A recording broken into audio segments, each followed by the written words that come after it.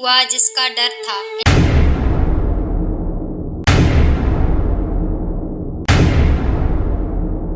और वही इंडिया में जो प्रीवियस डेज एक केस रिपोर्ट हुआ डॉक्टर मोमिता के साथ जो ज्यादती की गई, इस काम में एक दो बंदे नहीं बल्कि 10 से 15 बंदे इन्वॉल्व थे।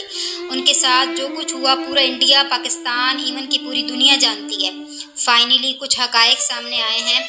इंडिया के डॉक्टर, इंडिया के स्टूडेंट, इंडिया की प्रेस और न्यूज़ के अंदर इस केस को डिस्कस किया जा रहा है। आखिर क्या रीज़न थी कि डॉक्टर मोमिता के साथ ये सब कुछ हुआ।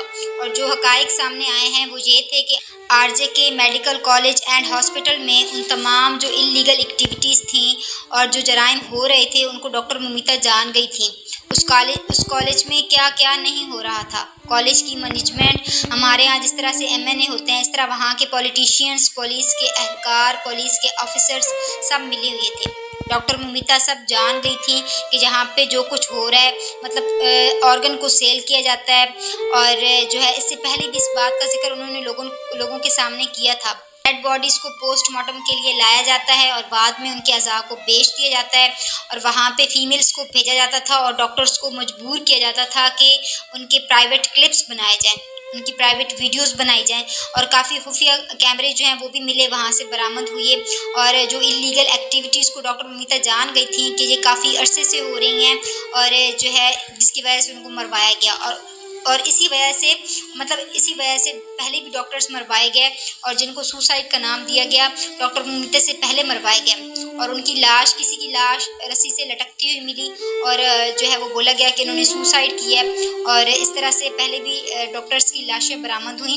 आरजे के हॉस्पिटल जो कि फेमस था इस तरह की जो है एक्टिविटी से रिलेटेड, कॉलेज का प्रिंसिपल इन्वॉल्व था। और ये जो संजय रॉय बंदा है जिसको विक्टिम करार दिया जा रहा है, ये बंदा उस कॉलेज के अंदर आता जाता रहता था और पुलिस से 25,000 रुपये जो है वो लेता था।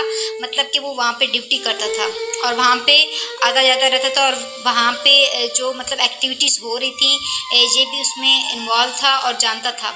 कैमरे की फुटेज सामने आई है जो है जिसमें संजय रॉय को जाते हुए देखा गया है। और लेकिन वापस आने की कोई जो है वो वीडियो नहीं है, वापस आने का कोई सबूत नहीं है। मतलब सबूतों को मिटाने की कोशिश जारी थी।